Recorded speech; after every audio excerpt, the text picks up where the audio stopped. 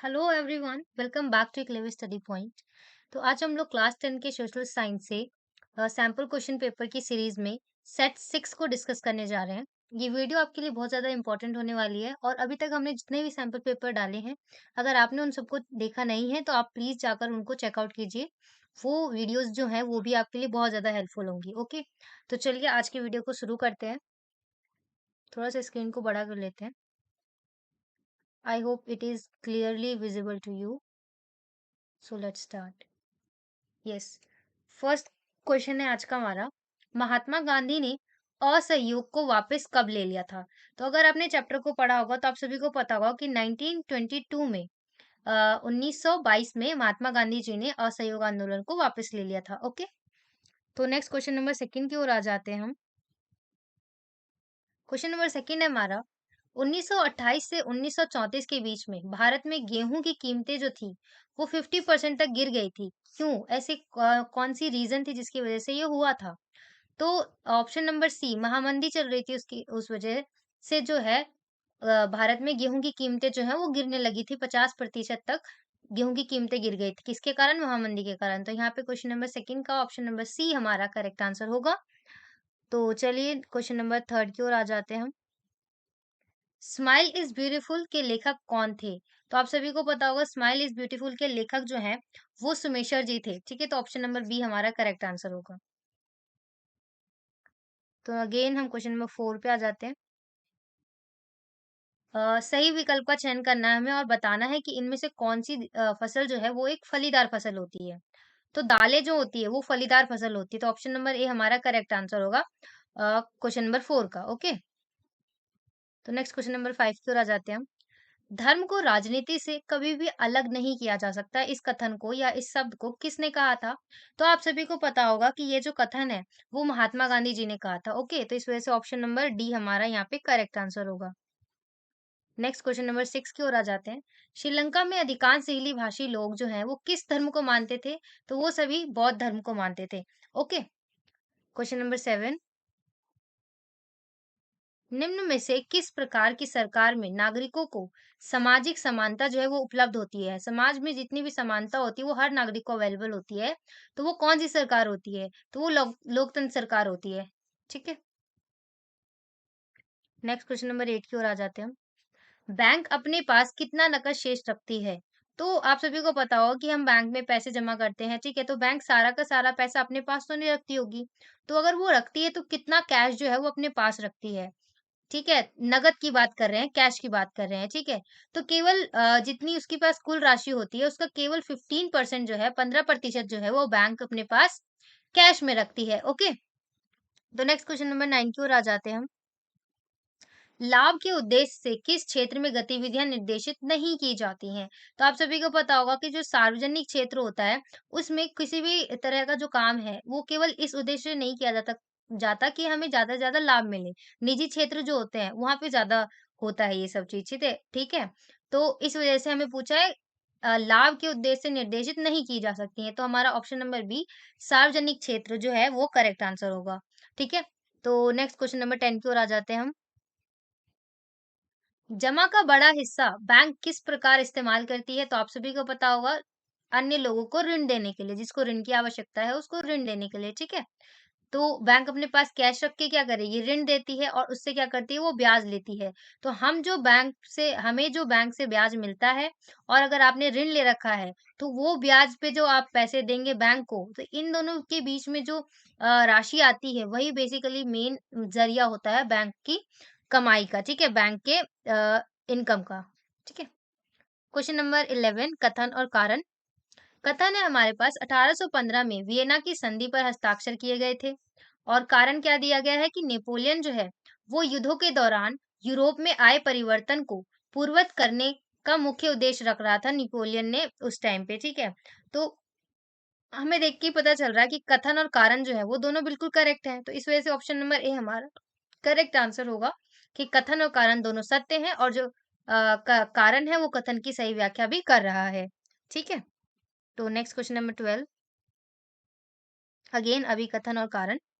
सतत विकास देशों के आर्थिक विकास के लिए आवश्यक है। कारण क्या है? सतत विकास ये सुनिश्चित करता है कि उत्पादन प्रक्रिया जो है उसको पूरा करने के लिए पर्यावरण के अनुकूल उपायों को अपनाया जाना चाहिए। तो अगेन जब हम क्वेश्चन नंबर 12 को देखते हैं तो हमें साफ-साफ दिख रहा है कि सतत विकास ऑब्वियसली अगर आपको देश की आर्थिक विकास को ठीक से रखना है तो आवश्यक है ही सतत विकास, ठीक है? और अगर जब हम कारण को देखते हैं तो इसमें साफ-साफ लिखा हुआ है कि सतत विकास जो है ये क्या सुनिश्चित करता है कि जो प्रक्रिया चल रही है उसको पूरा करने के लिए ऐसे तरीके से पूरा करा जाए जिससे पर्यावरण को भी कोई नुकसान ना हो, आने वाली पीढ़ियों को भी वो चीज़ अवेलेबल हो, तो वो एक तरह से सतत विकास होता है, ठीक है? तो अगेन आप कह सकते हैं कि हमारे पास कथन और कारण दोनों करेक्ट दिए गए हैं और कारण जो है वो कथन की सही व्याख्या कर रहा है, तो ऑप्शन नंबर ए हमारा करेक्ट आंसर होगा, ठीक है? क्वेश्चन नंबर 13 की ओर आ जाते हैं। कथन है हमारे पास सिंहली समुदाय ने अपने समुदाय सरकार पर प्रभुत्व हासिल करने के लिए मांग की। उसके आधार पर श्रीलंकाई जो तमिल हैं, उनको श्रीलंका के उत्तर और पूर्व में केंद्रित थे। क्या जो श्रीलंकाई तमिल थे, वो श्रीलंका के उत्तर और पूर्व में केंद्रित थे? क्या आपको पढ़कर पता चल रहा है कि कथन और कारण जो है वो बिल्कुल करेक्टली लिखे गए हैं या नहीं? तो अगर हम बात करते हैं तो देखिए कथन और कारण जो है वो लिखे गए तो सही है, परंतु यहाँ पे जो हमारा कारण है वो कथन की सही स्पष्टीकरण नहीं कर रहा है। तो इस वजह से हमारा ऑप्शन नंबर बी यहाँ पे करेक्ट आंसर होगा। ठीक है? क्वेश्चन नंबर 14 की ओर आ जाते हैं। लोकतंत्र एक वैध सरकार है। हाँ जी, बिल्कुल है। कारण क्या है कि नियमित, स्वतंत्र और स्वच्छ चुनाव होते हैं लोकतंत्र में, जो कि इसकी लोकतंत्र की भावना है। तो आपको देख के ही पता चल रहा होगा कि कथन और कारण दोनों करेक्ट लिखे गए हैं और कारण जो है कथन की व्याख्या भी कर रहा है। इस वजह से ऑप्शन नंबर ए हमारा यहाँ पे करेक्ट आंसर होगा। ठीक है? तो नेक्स्ट क्वेश्चन नंबर 15 की ओर आ जाते हैं। रिंडरपेस्ट क्या है? तो आप सभी को पता होगा रिंडरपेस्ट जो है एक बीमारी है, थी उस टाइम पे, ठीक है? जो बहुत ज़्यादा फैल गई थी। क्वेश्चन नंबर 16 हमारे पास तालिका दिया गया है और उस तालिका में हरियाणा, केरल और जो बिहार है, उनके कुछ तुलनात्मक आंकड़े दिए गए हैं जिसके अनुसार टेबल के अनुसार हमें क्वेश्चंस के आंसर देने हैं, ठीक है? तो क्वेश्चन दिया गया है हमारे पास किस राज्य की जो साक्षरता दर है वो सबसे अधिक है? तो देखिए साक्षरता दर आपको देख देख के पता चल रहा होगा, देखिए थोड़ा-सा मैं स्क्रीन को ऊपर करती हूँ। ये देखिए ये वाला जो कॉलम है ये हमारा साक्षरता दर है। ठीक है, तो आप देख पा रहे होंगे केरल जो है वो साक्षरता दर में सबसे आगे है। तो इस वजह से हमारा इस क्वेश्चन का आंसर क्या होगा? केरल, ठीक है? Kerala is the correct answer. Paper में आपके सामने कोई और भी टेबल आ सकती है, टेबल से कोई और किसी भी तरह से क्वेश्चन पूछा जा सकता है, ठीक है? तो आप और भी क्वेश्चंस का प्रैक्टिस करिएगा बट एज़ इट इज़ आए ये भी कोई ज़रूरी नहीं है और आ भी सकता है, ये भी ज़रूरी नहीं है। ठीक है? तो आप ध्यान दीजिएगा थोड़ा। जैसा कि मैंने बताया ये सैंपल क्वेश्चन पेपर है, राइट? तो नेक्स्ट हमारे पास क्वेश्चन नंबर 17 है, इसको भी मैं मोस्ट इम्पोर्टेंट क्वेश्चन कहूँगी। इसमें पूछा गया हमें स्वामित्व के आधार पर संसाधनों के प्रकार बताने हमें। तो आपके पास क्वेश्चन में स्वामित्व के आधार पे ना पूछ के किसी और के आधार पे पूछ कच्चे माल के आधार पे, अन्य चीज़ आपकी बुक में बहुत सारे संसाधनों को डिवाइड किया गया है, तो किसी भी आधार पे आपसे पूछा जा सकता है, ठीक है? तो यहाँ पे हमें स्वामित्व के आधार पे पूछ रहा है, तो चारागाह, तालाब और आदि। तो जब चारागाह की बात करते हैं, तालाब की बात करते हैं, तो ये पूरे समूह का होता है, ठीक है? तो आप इसको कह सकते हैं कि यह जो होगा वो सामुदायिक अस्तित्व का संसाधन होगा, ठीक है? तो ये होगा हमारा सामुदायिक संसाधन, ओके। और किसान की खेती की ज़मीन, किसान जिस पे खेती कर रहा है, वो तो उसका खुद का होगा, राइट? तो इस वज़ह से ये हो सकता है खुद का होगा या किसी और का भी है, तो वो किसी पर्टिकुलर एक व्यक्ति का होगा ज़मीन, ठीक है? मान ली वो किसान जो है वो किसी और की भूमि पे खेती कर रहा है, पर वो जो ज़मीन है वो किसी एक पर्टिकुलर इंसान का होगा, पूरे समाज का तो नहीं होगा। दैट्स व्हाई इसको हम कह सकते हैं कि ये व्यक्तिगत संसाधन है, ओके? व्यक्तिगत संसाधन। तो चलिए नेक्स्ट क्वेश्चन नंबर 18 की ओर आ जाते हैं।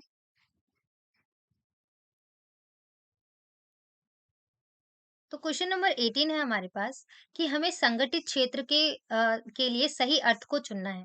तो ऑप्शन ए में दिया गया है यह उन उद्योगों को शामिल करता है जहां रोजगार की शर्तें नियमित होती हैं।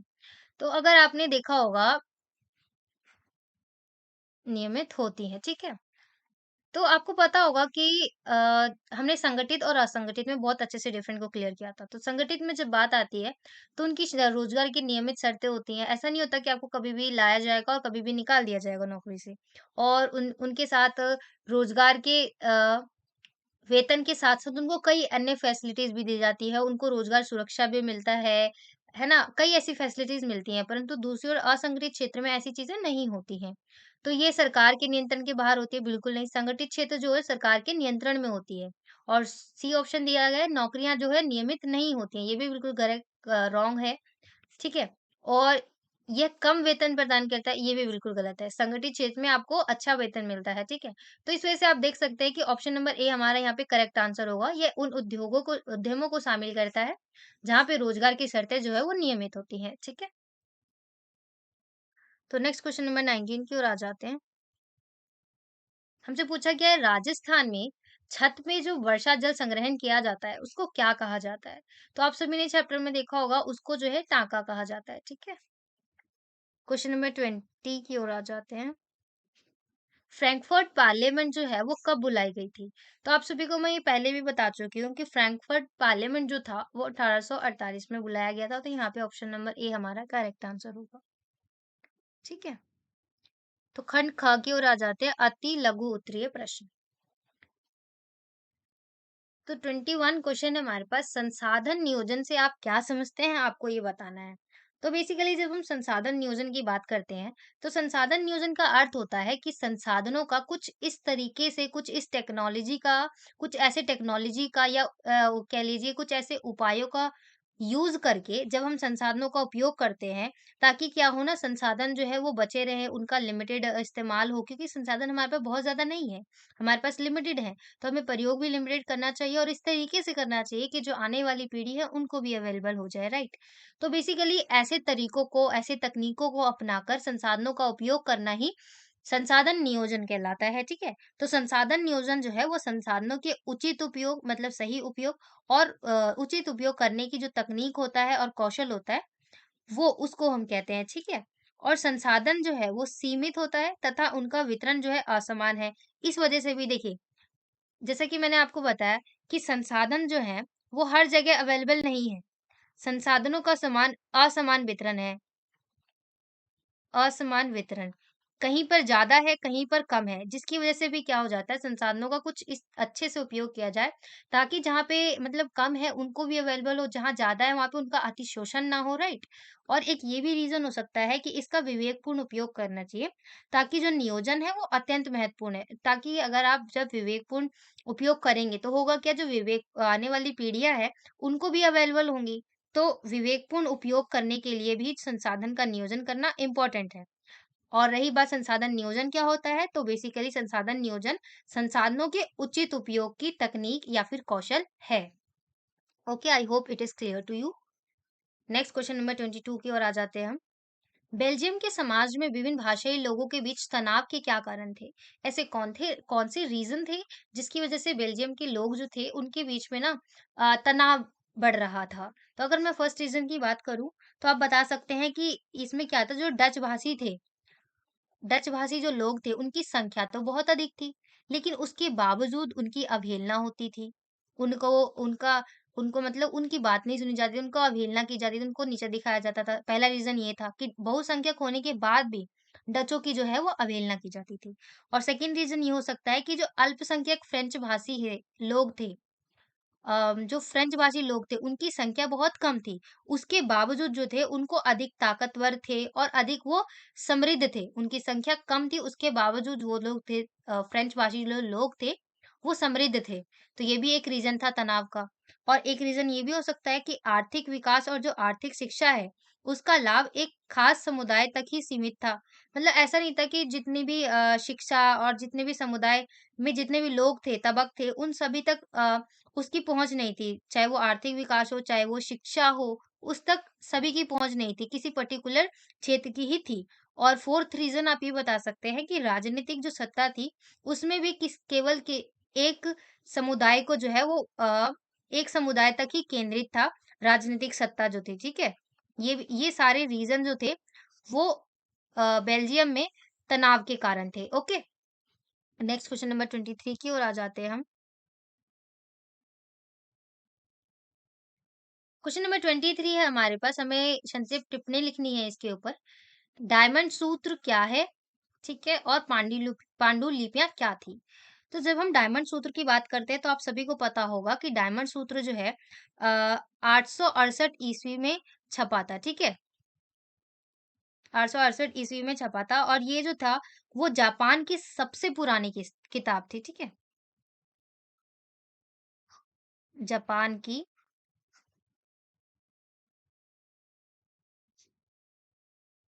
सबसे पुरानी किताब। ठीक है, और जब हम पांडुलिपियों की बात करते हैं तो पांडुलिपि बेसिकली होते हैं हाथों से लिखी हुई पुस्तकों को हम पांडुलिपि कहते हैं। ठीक है,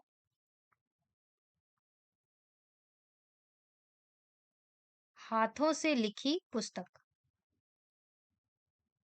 ये मोस्ट इम्पोर्टेंट क्वेश्चन है, मैं आपको कहूंगी आप इसको जरूर पढ़ के जाइएगा, और इनसे रिलेटेड और भी जो क्वेश्चन है उसको भी पढ़िएगा, वो भी मोस्ट इम्पोर्टेंट क्वेश्चन है। ठीक है, तो डायमंड सूत्र 868 ईस्वी में जापान की सबसे पुरानी किताब, और पांडुलिपियां जिनको हाथों से लिखा जाता था वो उन किताबों को हम पांडुलिपियां कहते थे। ओके, क्वेश्चन नंबर 24 की ओर आ जाते हैं हम। क्वेश्चन नंबर 24 में हमसे पूछा गया है, विकास की किन्हीं 3 विशेषताओं का वर्णन कीजिए। तो विकास की किन्हीं 3 विशेषताओं का जब हम वर्णन करते हैं, तो सबसे पहला रीज़न ये आता है कि विकास जो है वो लक्ष्यों का मिश्रण है। इसमें विकास में ऐसा नहीं है कि अ किसी एक ही चीज़ को लेकर चला जाता है, इसमें सभी को लेकर चला जाता है, तो इसलिए हम कहते हैं कि ये जो है लक्ष्यों का मिश्रण है। ओके? लक्ष्यों का मिश्रण है।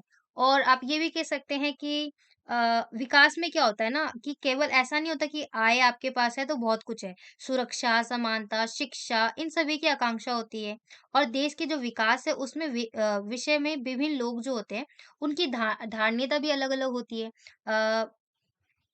विभिन्न लोगों की आप ये लिख सकते हैं कि विभिन्न लोगों की धारणीयता जो होती है, सोच जो होता है, वो भी बिल्कुल अलग-अलग होती है। अलग-अलग, और कभी-कभी ऐसा हो जाता है कि वो परस्पर विरोधी भी हो जाते हैं। परस्पर विरोधी भी हो जाते हैं। जैसे कि मान लीजिए मैं अगर आपको 2 व्यक्ति हैं, ठीक है? और बीच में एक बाँध है। एक व्यक्ति जो है वो उद्योगपति है, तो वो चाहता है कि वहाँ पे ना इस पर्टिकुलर ज़मीन पे यहाँ पे एक बाँध बनाया जाए। परंतु जो इंसान वहाँ पे रह रहा है, उसको तो वहाँ से विस्थापित होना पड़ेगा, तो वो इसका विरोध कर रहा है। तो य इस सिचुएशन में आप देख सकते हैं कि जो चीज़ एक के लिए विकास है, वो दूसरे के लिए विकास नहीं है। तो इस सिचुएशन में क्या होगा, एक दूसरों का जो लोग हैं, इनका क्या होगा विरोध, इनकी जो सोच होगी, इनकी जो धार्मिकता होगी, वो परस्पर बिल्कुल अलग है, तो इस वजह से क्या होगा, विरोधाभास भी हो सकता है ना? तो इस वजह से आप कह सकते हैं कि 3 विशेषता विकास का ये होता है कि सबसे पहले लक्ष्यों का मिश्रण होता है, विभिन्न लोगों की विभिन्न धार्मिकता होती है, और कभी-कभार इनकी परस्पर विरोधी धार्मिकता भी हो सकती है, ठीक है? तो नेक्स्ट क्वेश्चन नंबर 25 है हमारे पास, इसमें हमें बताना है, जो कि 3 मार्क्स का है, कि वैश्वीकरण का प्रभाव एक समान नहीं होता है। क्या आप इस कथन के शब्दों से सहमत हैं? या व्याख्या कीजिए। बिल्कुल, आप कह सकते हैं कि वैश्वीकरण जो है उसका प्रभाव एक तरह नहीं होता है। एक तरह से एक समान नहीं पड़ा है। जो अमीर व्यक्ति है वो और अमीर हो रहा है, जो गरीब है और गरीब हो रहा है। तो होता क्या है, जब वैश्वीकरण हुआ तो उसकी वजह से क्या हुआ, जो बड़े-बड़े उद्योग थे वो लोगों को अच्छी चीज़ें जो है वो कम मूल्य पर भी देने को तैयार हो गए। परंतु जो छोटे-छोटे उद्योग थे, छोटे-छोटे जो लोग थे जो रेहड़ी-पट्टी पे लगा रहे थे, उनको क्या हो रहा था, उनको जितनी लागत थी ना उससे भी कम रेट पे बेचना पड़ रहा था, क्योंकि इनको जो है कॉम्पिटिशन प्रतिस्पर्धा करना पड़ रहा था इन बड़े उद्योगों से, जिसकी वजह से इन छोटे उद्योगों को बहुत ज़्यादा नुकसान हुआ। ठीक है? और आप इसमें ये भी बता सकते हैं कि हाँ, देखिए आप ये कह सकते हैं कि हाँ, हम इस कथन से सहमत हैं कि एक समान जो रोज़गार पे असर नहीं पड़ा है। इससे क्या हुआ ना, इससे लोगों में रोज़गार के काम तो मानते हैं हम कि लोगों को रोज़गार मिला है। लोगों को रोज़गार जो है बहुत अधिक मात्रा में मिला भी है वैश्वीकरण की वज़ह से। पर ऑन द अदर हैंड दूसरी साइड में क्या हुआ है कि जो लोग इनमें विकसित देश जो हैं खासकर जो विकसित देश है उसमें बहुराष्ट्रीय कंपनियां जो हैं और जो बड़े-बड़े उद्योगपति हैं उनको तो बहुत लाभ हुआ है। वहीं जो छोटे-छोटे उद्योगपति हैं उनको काफ़ी ज़्यादा नुकसान हुआ जैसे कि मैंने अभी आपको समझाया, ठीक है? आप ये भी लिख सकते हैं। और इसके कारण क्या हुआ ना अमीर और अमीर होते गया, गरीब और गरीब होते गया। इस तरह से आप अपने आंसर को जो है अच्छे से डिफाइन करके और आगे लिख सकते हैं। ओके, नेक्स्ट क्वेश्चन नंबर 26 की ओर आ जाते हैं हम। क्वेश्चन नंबर 26 में पूछा है श्रीलंका में पास हुए 1950 के कानून के अनुसार सिंहली लोगों के वर्चस्व के 3 प्रावधान लिखिए। ऐसे कौन से 3 प्रावधान थे जिसकी वजह से सिंहली लोगों का वर्चस्व था? तो सबसे पहले आप ये बता सकते हैं कि सिंहली भाषा को श्रीलंका का राजकीय भाषा घोषित करना, ये सबसे बड़ा राजकीय भाषा घोषित करना ही सबसे बड़ा रीज़न पहले में। और सेकंड में आप ये बता सकते हैं कि जो सिंहली लोग हैं, उनको शिक्षण संस्थान हो, चाहे वो सरकारी नौकरी हो, उसमें किसको भागीदारी दिया गया? सिंहलियों को, ठीक है? सरकारी नौकरी हो, ठीक है? सिंहलियों को प्राथमिकता दी गई उसमें। और थर्ड रीज़न आप ये बता सकते हैं कि जो सिंहली लोग हैं, उनको राजनीतिक प्रक्रिया में स्वतंत्र रूप से भाग लेने का अधिकार मिला। जो राजनीतिक में भाग लेना, वो भी किसको अधिकार मिला? सिंहलियों को मिला, ठीक है? और इसमें क्या था कि जो बौद्ध धर्म थे, उनको पूजा-अर्चना करने की जो थी वो पूर्ण स्वतंत्रता थी। तो ये जो प्रावधान है ये हमें बताते हैं कि ऐसे ये रीज़न थे जिसकी वज़ह से जो सिंहली लोग थे उनका वर्चस्व जो है वो ज़्यादा रहा था श्रीलंका में। ओके, नेक्स्ट क्वेश्चन नंबर 27 की ओर आ जाते हैं। क्वेश्चन नंबर 27 है हमारे पास वैश्वीकरण के कारण प्रतिस्पर्धा के कुप्रभाव का उल्लेख कीजिए। प्रतिस्पर्धा से कौन से जो बुरे प्रभाव पड़े हैं जैसे कि मैंने अभी आपको थोड़ा सा ऊपर वाले क्वेश्चन में भी बताया कि किस प्रकार अमीर और अमीर हुआ, खासकर जो एमएनसीज कंपनियां थी, जो विकसित देश हैं उनको किस तरह से फायदा हुआ, है ना? और जो छोटे-छोटे उद्योग हैं, जो लघु उद्योग हैं, जो रेहड़ी-पट्टी पे काम करते हैं, छोटे-छोटे उद्योग हैं, उनको किस तरह से है जो नुकसान हुआ है।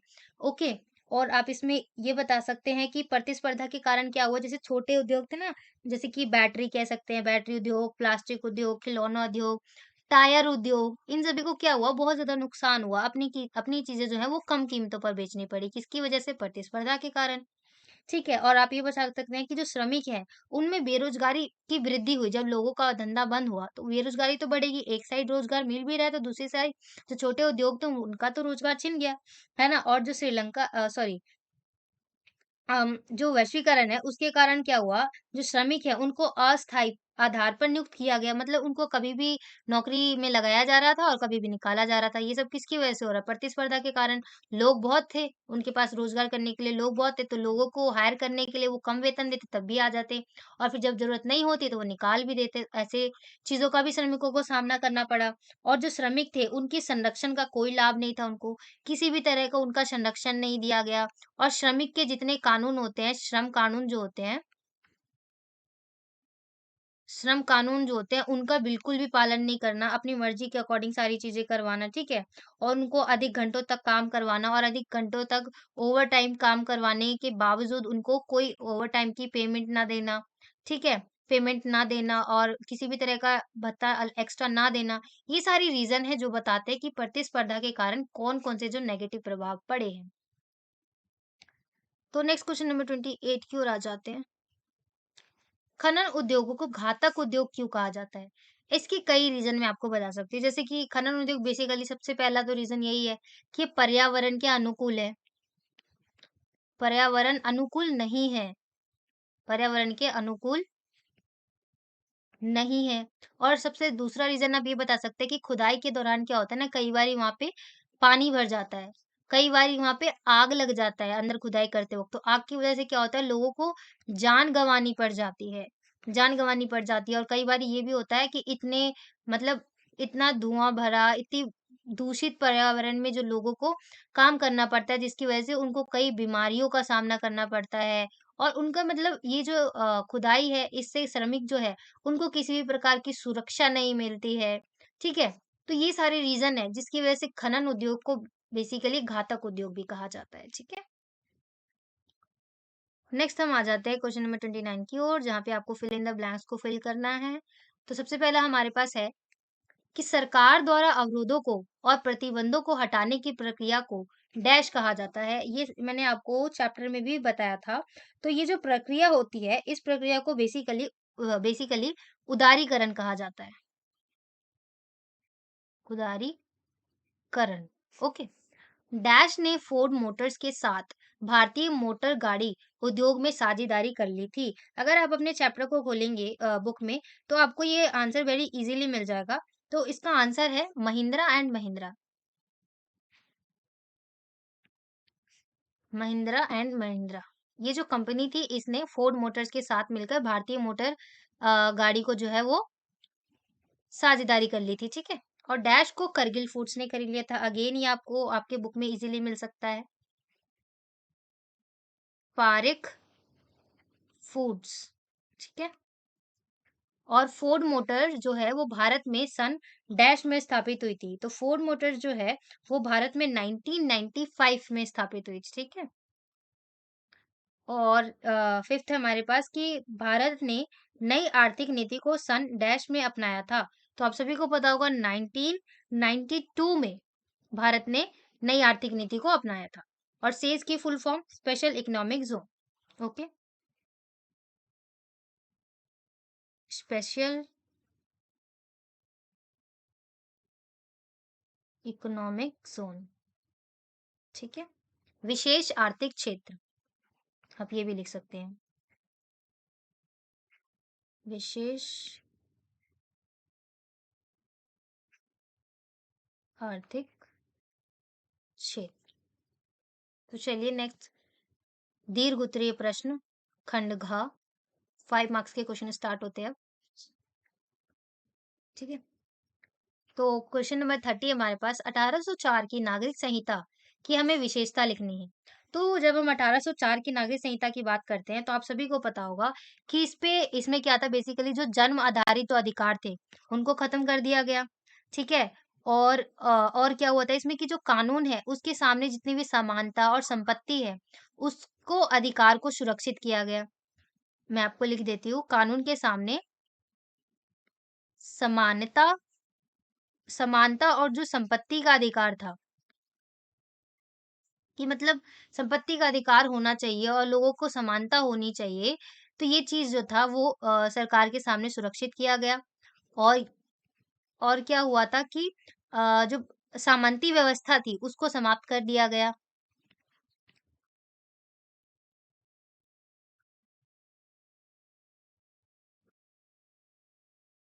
समानती व्यवस्था को खत्म करना, ठीक है, ये हुआ था 1804 की नागरिक संहिता में।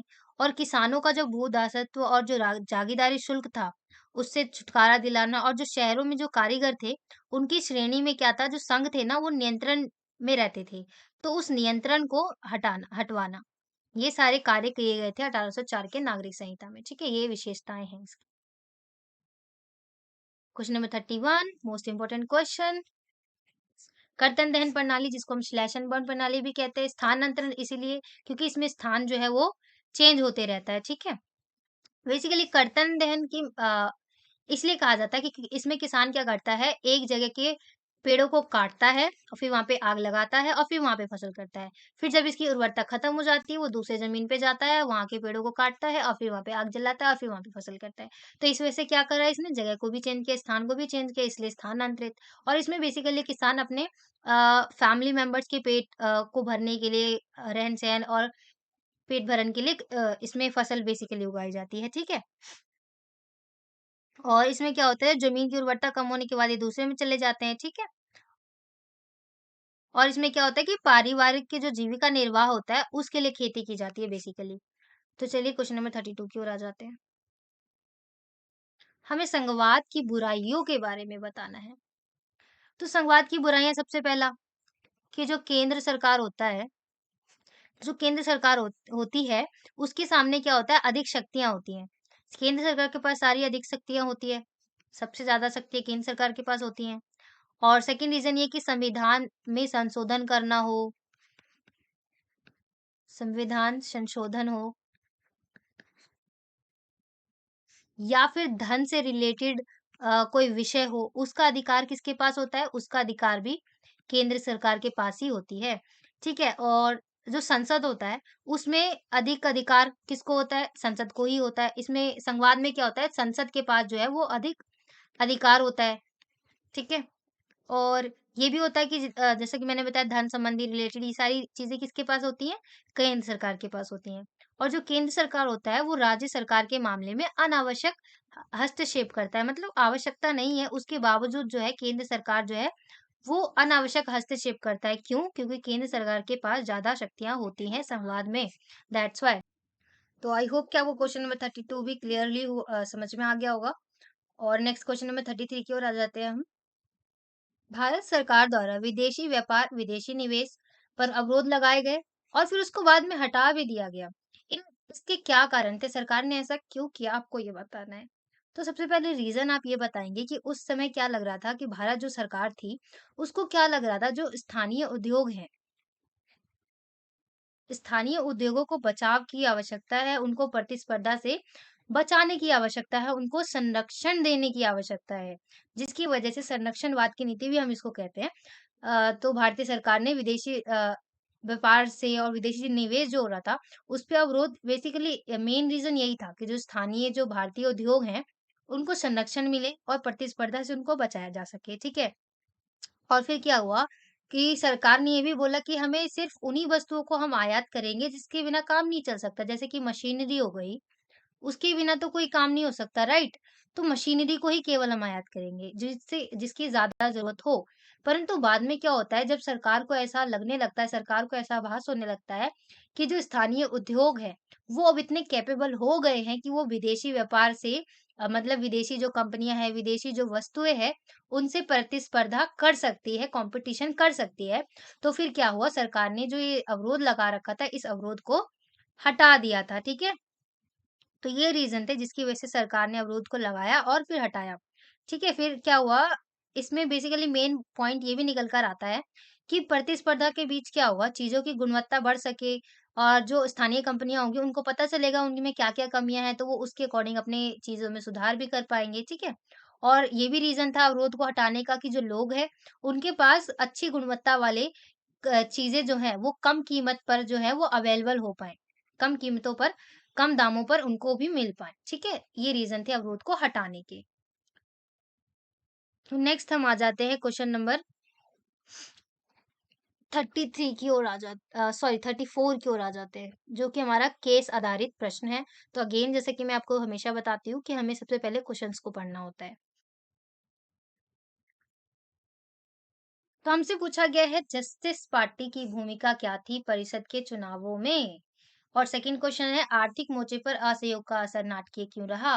और विदेशी कपड़ा व्यापार बहिष्कार जो आंदोलन है उससे पड़े प्रभाव को स्पष्ट कीजिए। ठीक है, तो चलिए ऊपर आ जाते हैं एक बारी हम पैराग्राफ पे।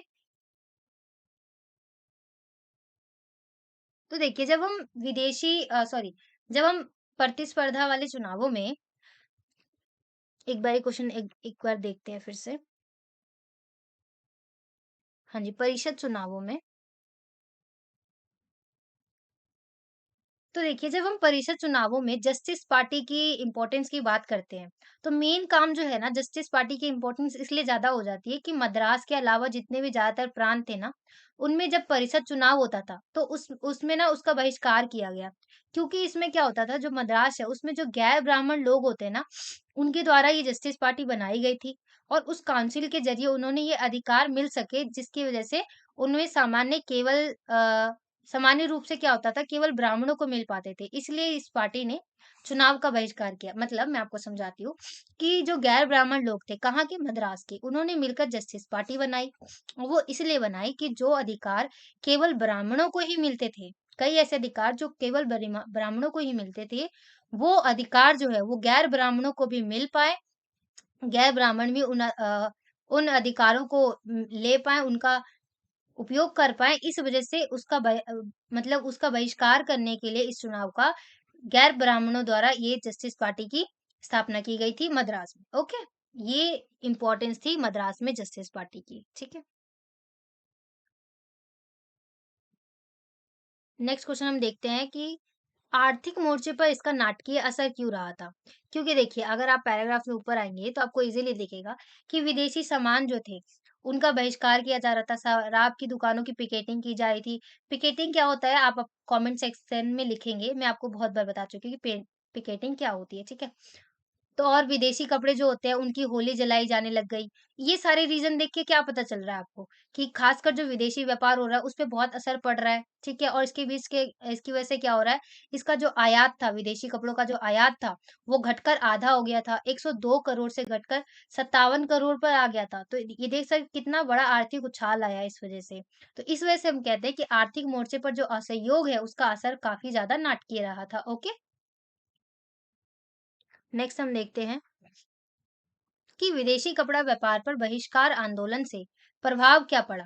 विदेशी कपड़ा व्यापार पर क्या असर पड़ा? अभी हमने देखा 102 करोड़ से घटकर 57 करोड़ तक आ गई, नीचे गिर गई, ये असर पड़ा और दूसरी ओर ये असर पड़ा कि हमारा जो भारतीय उद्योग थे और जो हथकरघा उद्योग थे, वो बढ़ने फल फूलने लग गए, ठीक है? उनको अपने उद्योग को बढ़ाने की ज़रूरत हुआ, उनको मौका मिला। इसकी वजह से क्या हुआ विदेशी कपड़ा व्यापार काफ़ी नीचे गिर गया और भारतीय कपड़ा व्यापार को थोड़ा आगे बढ़ने का मौका मिला। ये जो था असर था। ठीक है? नेक्स्ट क्वेश्चन नंबर 35 की ओर आ जाते हैं हम।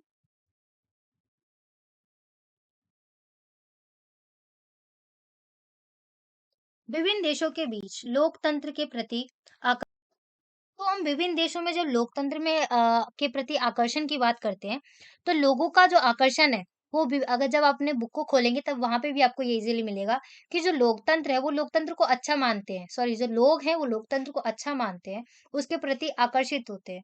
परंतु कई बारी ऐसा स्थिति हो जाती है कि समाज में उनकी स्थिति अलग होती है। मतलब अगर लोकतंत्र वहाँ पे है, उसके बावजूद वहाँ पे उनकी आर्थिक स्थिति अलग होगी, उनकी सामाजिक स्थिति, उनकी संस्कृति अलग होती है। परंतु लोगों के बीच में ना लोकतंत्र को लेकर काफ़ी ज़्यादा आकर्षण होता है, ठीक है? और नेक्स्ट क्वेश्चन नंबर सेकंड की ओर आते हैं कि अपेक्षित और वास्तविक परिणाम आधार पर लोकतंत्र के विचार को स्पष्ट कीजिए। बिल्कुल, कि मतलब जितनी अपेक्षा है, उससे कहीं कम जो वास्तविक परिणाम है, वो क्या होता है? अपेक्षा क्या की जाती है लोगों द्वारा कि लोकतंत्र में सभी चीज़ें अवेलेबल होंगी, सबको सारे अधिकार मिलेंगे, अपेक्षा ये की जाती है। पर कई देशों में ऐसा होता है कि वो दिखावे के लिए तो लोकतंत्र को अपनाते हैं, परंतु उनके अंदर लोकतंत्र बिल्कुल नहीं होता है। लोगों को कोई सुविधा नहीं मिल रही है, कोई किसी तरह की फैसिलिटी नहीं मिल रही है। तो इस वजह से आप कह सकते हैं कि अपेक्षित और वास्तविक परिणाम जो है, उसके आधार पर लोकतंत्र जो है बिल्कुल अलग-अलग साबित होता है, ठीक है? नेक्स्ट असहयोग ही क्यों? अगेन हम क्वेश्चन पढ़ते हैं कि अंग्रेज जो हैं वो भारत में कैसे जमे? सबसे पहले आप ये बता सकते हैं, आप पैराग्राफ को पढ़ के भी आंसर दे सकते हैं और आप ये भी बता सकते हैं कि जो अंग्रेज है वो भारत में कैसे आए? पहले तो ये आए थे व्यापार करने, राइट? परंतु वो धीरे-धीरे क्या लोगों को आकर्षित करने लग गए, लोगों ने उनका साथ देना शुरू कर दिया, जिसकी वजह से क्या हुआ उन्होंने धीरे-धीरे एक तरह से वो जम से गए अंग्रेजी जो शासन था, ठीक है? और असहयोग को आंदोलन बनाने के लिए गांधी जी के विचार को स्पष्ट कीजिए। गांधी जी ने असहयोग को आंदोलन बनाने के लिए क्या कहा कि सभी को सबसे पहले इकट्ठा होना पड़ेगा, एकजुट होना पड़ेगा और साथ ही साथ जो अंग्रेजी शासन में है, उसका विरोध करना पड़ेगा। मतलब अभी तक आप उसका सहयोग करते आ रहे हैं, तो उसका सहयोग जो है वो करना बंद करना पड़ेगा। अब उसको मतलब आपके सहयोग की वजह से ही जो ये अंग्रेजी शासन है वो चल पा रहा है। गांधी जी ने ऐसा बोला।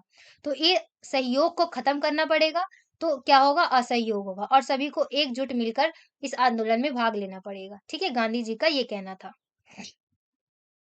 नेक्स्ट हम आ जाते हैं, हमारे पास मैप से रिलेटेड क्वेश्चन है। ठीक है? हमें बताना है वह स्थान जहाँ भारतीय कांग्रेस राष्ट्रीय का अधिवेशन हुआ था 1927 में, वह स्थान जहाँ असहयोग आंदोलन को हिंसा के कारण बीच में रोकना पड़ा था। तो एक बारी मैप की ओर आ जाते हैं।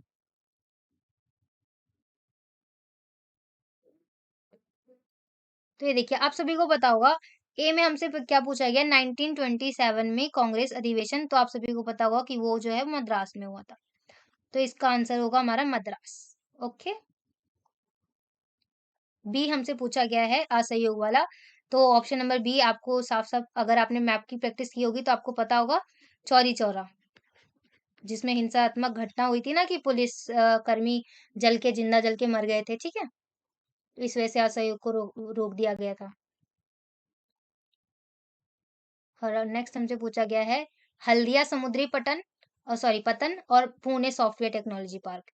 एक बारी हम हल्दिया को लोकेट करते हैं।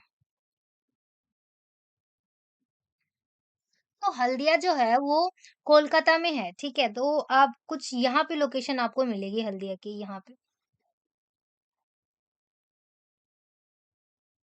हल्दिया, ठीक है?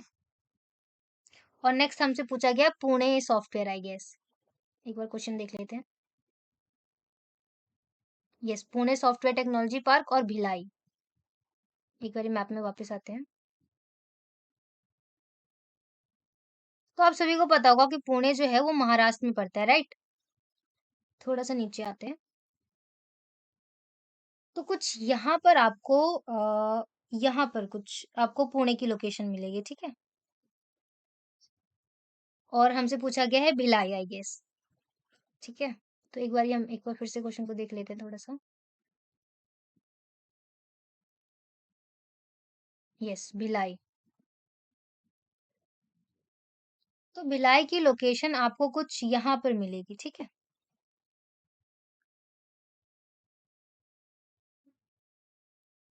तो एक बार मैं आपको मैप को छोटा सा करके और आपको सारे क्वेश्चंस के आंसर इजीली अच्छे से दिखा देती हूँ। तो ये देखिए, फर्स्ट हमसे पूछा गया था मद्रास 1927 कांग्रेस अधिवेशन, सेकंड हमारा था चौरी चौरा, और फिर हमारा हल्दिया, पुणे और भिलाई, ठीक है? ये हमारा मैप का आंसर था, ठीक है? और इसी के साथ ये जो चैप्टर है वो भी कंप्लीट होता है। चैप्टर के जितने भी सैंपल पेपर क्वेश्चन थे, हर हर चैप्टर से लिए गए थे, वो कंप्लीट होता है, ठीक है? और इसके साथ अगर आपको कुछ पूछना हो तो please do right in the comment section. और अब मैं आपको बता देती हूँ कि आपको इस क्वेश्चन पेपर की मार्किंग स्कीम जो है वो कैसे डाउनलोड करनी है, ठीक है? तो सबसे पहले आपको गूगल पे जाना है। अ, आप गूगल पे जाएँगे, फिर आपको एक लव स्टडी पॉइंट टाइप करना है। आपके पास ऐसा इंटरफेस होगा, आप इस लिंक पे क्लिक करेंगे, तो आप हमारी वेबसाइट पे रीडायरेक्ट कर जाएँगे। ये देखिए, आपके सामने कुछ ऐसी स्क्रीन होगी वेबसाइट की, आपको इन 3 डॉट्स पे क्लिक करना है। फिर इन 3 डॉट्स पे जब आप क्लिक करेंगे तो उसके बाद आप के सामने ऐसा पेज खुलकर आएगा। इस पेज में आपको मार्किंग स्कीम पे क्लिक करके और आप जिस भी क्लास के स्टूडेंट हैं क्लास 10 तो और जिस भी सब्जेक्ट को आप सिलेक्ट करके और फिर वहाँ से आप मार्किंग स्कीम जो है डाउनलोड कर सकते हैं वेरी इजीली, ठीक है? और इसी के साथ ये वीडियो भी कंप्लीट होती है। और अगर आपको प्लीज़ कुछ भी पूछना हो तो please do right in the comment section. और अगर आपको ये वीडियो पसंद आई है तो do like, share and subscribe and thanks for watching.